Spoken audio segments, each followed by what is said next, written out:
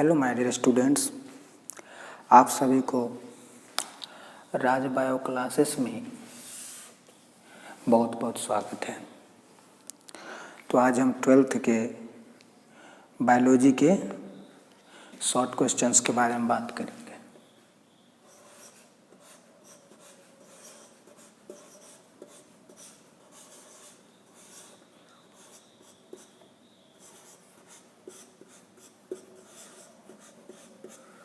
तो short questions के बारे में आज बात करेंगे, उसके बाद हम लगातार कंटिन्यू चलते रहेगा। तो चलिए आज हम बात करते हैं पहला क्वेश्चन।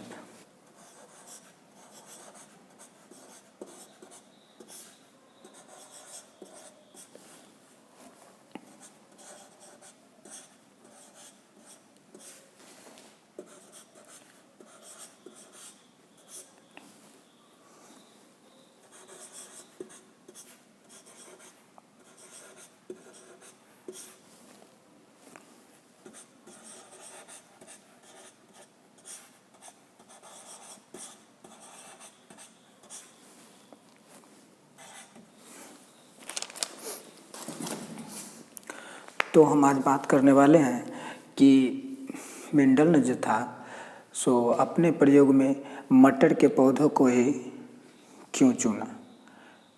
वो आम का पेड़ भी बहुत बड़ा होता है, उसे क्यों नहीं चुना। उससे छोटा आलू का पौधा होता है तो उसे क्यों नहीं चुना। ठीक है, तो इसके बारे में आज हम बात करने वाले हैं। देख लीजिए, मेंडल ने अपने प्रयोग के लिए मटर का चयन क्यों किया। तो इसका आंसर हम लिखते हैं।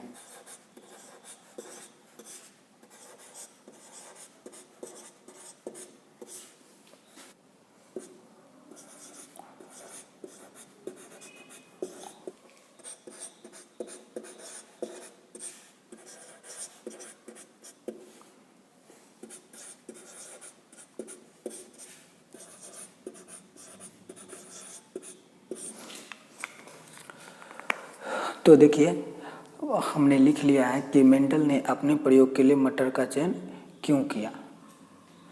तो क्यों किया इसके बारे में हम जानते हैं। देखिए, मेंडल ने अपने प्रयोग के लिए मटर के पौधों को चुना क्योंकि यह वार्षिक होते हैं, इसमें कई विपरीत लक्षण पाए जाते हैं तथा इसका देखभाल करना आसान होता है। इसीलिए मेंडल ने क्या किया, मटर के पौधों का चयन किया। ठीक है, चलिए तो अब हम चलते हैं नेक्स्ट क्वेश्चन पे।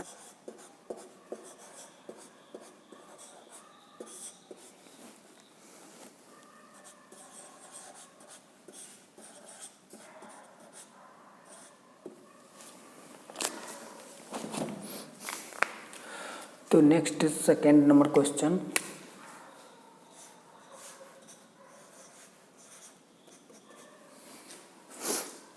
तो नेक्स्ट सेकेंड नंबर क्वेश्चन कहता है कि प्रारंभ कूट, जिसको हम कोडोन कहते हैं, क्या है। तो इसके बारे में हम फिर इसका आंसर अब जानते हैं। ठीक है,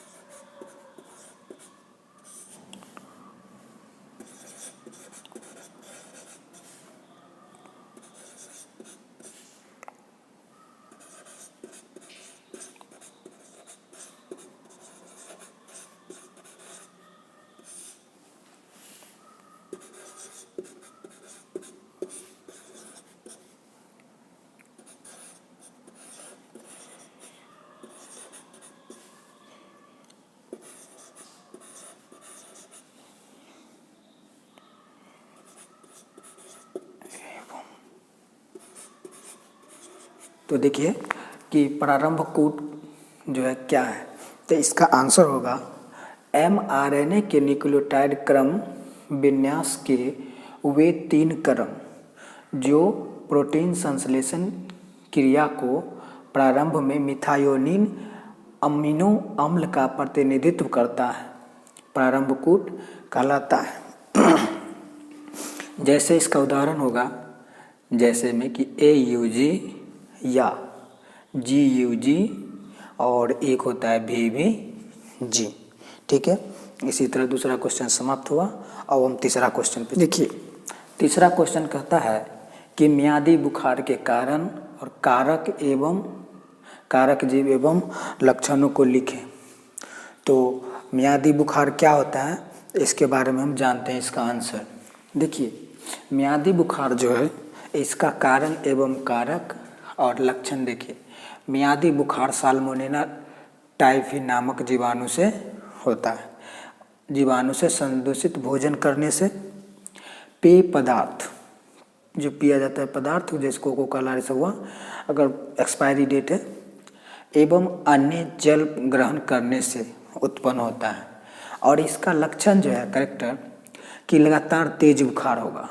अब तेज बुखार होगा तो कितना होगा तेज बुखार, कितने डिग्री फ़ारेनहाइट होगा, तो उसमें होता है 102 डिग्री फ़ारेनहाइट से 104 डिग्री फ़ारेनहाइट तक। ठीक है, और इसमें एक और लक्षण है कि भूख न लगना। ठीक है, और अगला है कि पेट में दर्द होगा। ठीक है, और कब्ज जिसको किसको कहते हैं, तो कब्ज वो होता है जब खाना खाते हैं तो नहीं पचता है, उसे हम क्या कहते हैं, कब्ज कहते हैं। ठीक है, और सर में दर्द होगा एवं कमजोरी। तो जाहिर सी बात है कि इतना चीज़ होगा तो कमजोरी होगा ही। ठीक है, तो ये मियादी बुखार के कारण, कारक, जीव एवं लक्षणों को लिखे। तो इसका आंसर ये हो गया। अब हम नेक्स्ट क्वेश्चन 4 नंबर की बात करते हैं। ठीक है, 4 नंबर क्वेश्चन कहता है कि ट्रांसजेनिक जंतुओं के लाभों का वर्णन करें।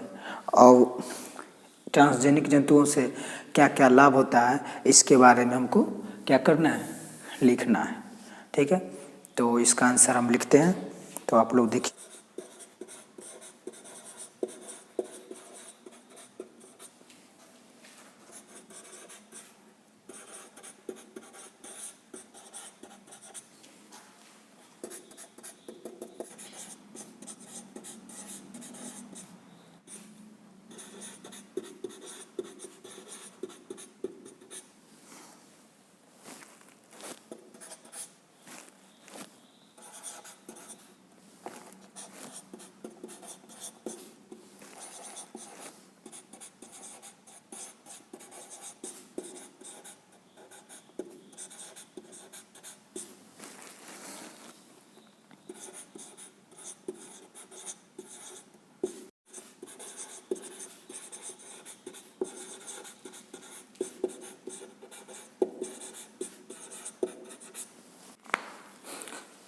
तो हम बात करते हैं कि ट्रांसजेनिक जंतुओं के लाभ का वर्णन करना था।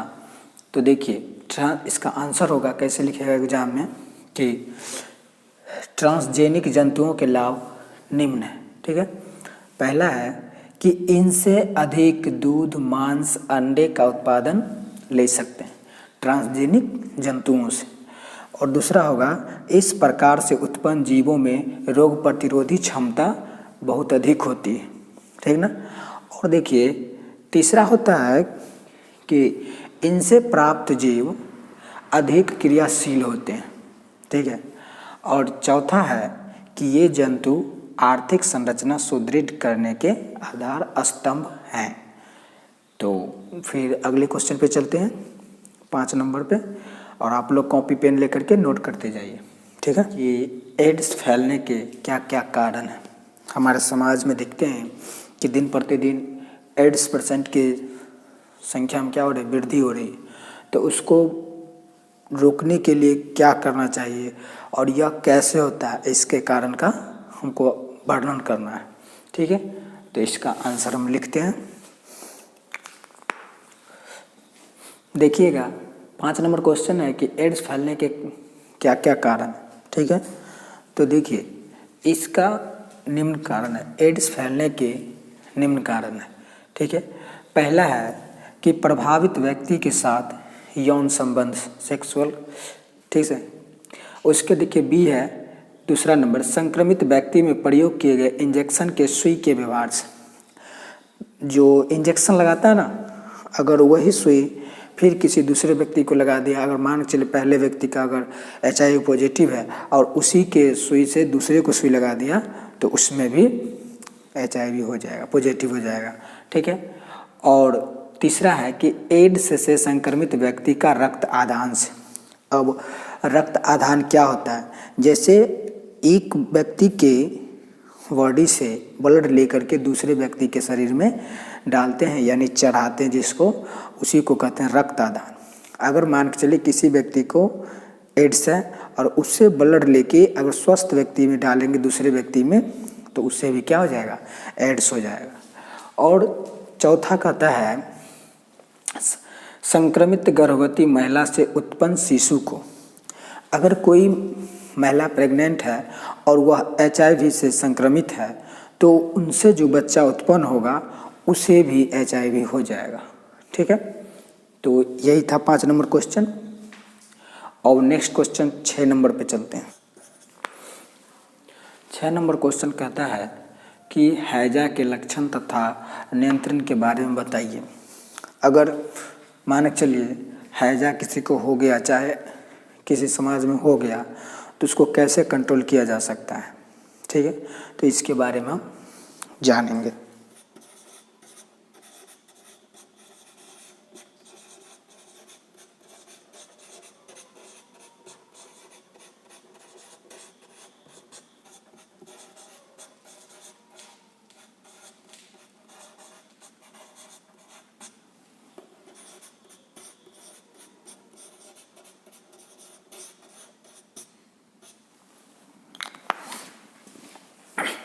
देखिए हैजा के लक्षण तथा नियंत्रण के बारे में बताइए, ठीक है।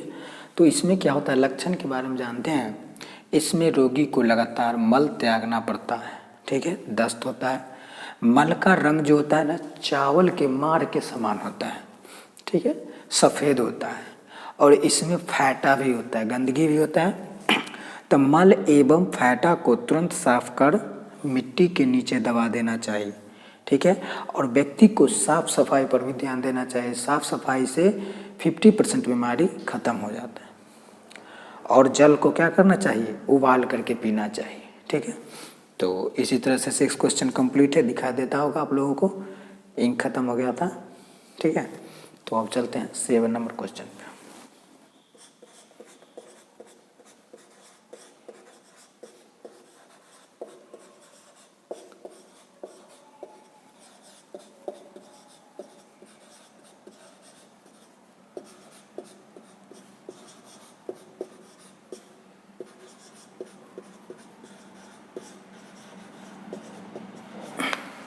जैविक खाद से होने वाले 2 लाभ को लिखें।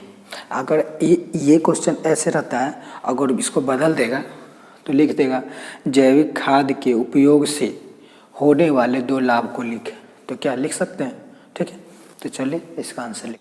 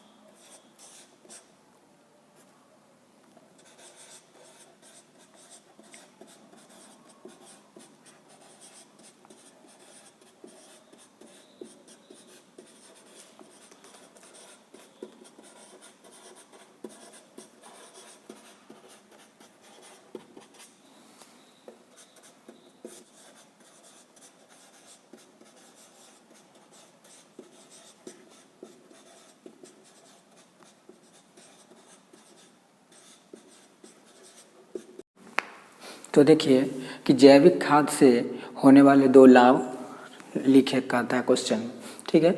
तो जैविक खाद के उपयोग से होने वाले लाभ निम्न है। पहला है कि यह मिट्टी के गुणवत्ता को बनाए रखने में मदद करता है। और दूसरा है कि यह प्राकृतिक एवं हानि रहित है। ठीक है, इससे जैविक खाद के उपयोग से कोई हानि नहीं होता है। ठीक है, चलिए तो अब हम चलते हैं 8 नंबर क्वेश्चन पे।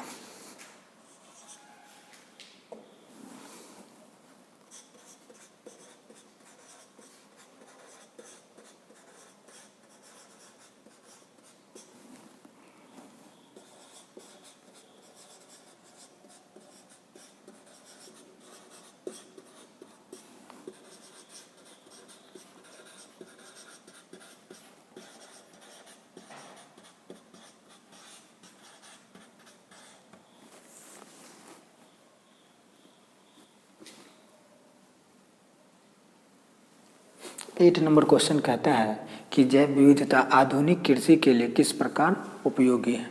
ठीक है, तो इसका हम आंसर जानते हैं।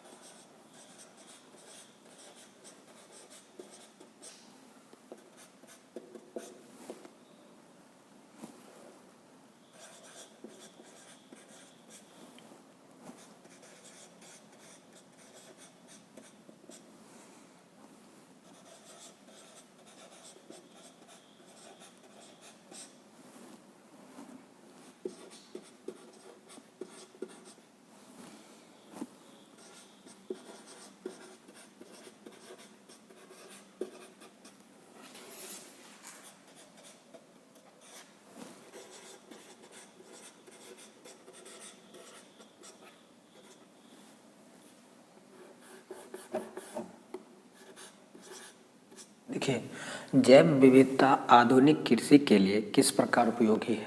ठीक ना, तो जैव विविधता 3 प्रकार से मुख्यतः उपयोगी है। ठीक ना, तो पहला कहता है कि नई फसलों से स्रोत के रूप में। ठीक ना, और दूसरा है कि उन्नत किस्मों के प्रजनन के लिए सामग्री के रूप में, और तीसरा है कि नए जैव निम्नकरणीय पीड़कों के स्रोत के रूप में। ठीक है, तो इस तरह से 8 नंबर क्वेश्चन कंप्लीट हुआ। और 9th नंबर क्वेश्चन पे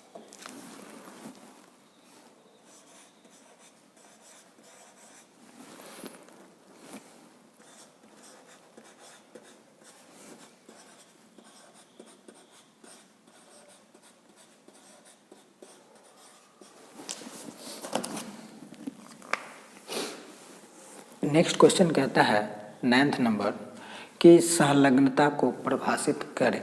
ठीक है,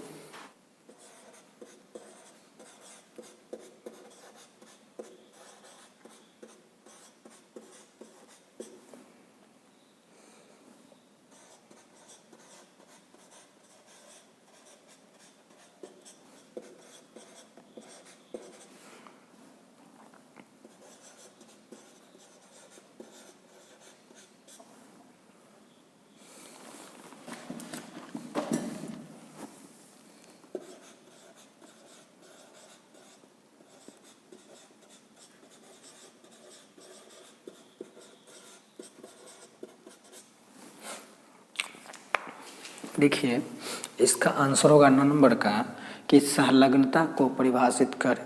ठीक है, तो इसका आंसर होगा कि 2 होमोलोगस गुणसूत्रों के धागों को एक दूसरे के साथ जुड़ने की घटना संलग्नता कहलाती है। ठीक है, तो इस तरह से 9 नंबर क्वेश्चन भी कंप्लीट हुए। और लास्ट क्वेश्चन 10 नंबर की बात करते हैं।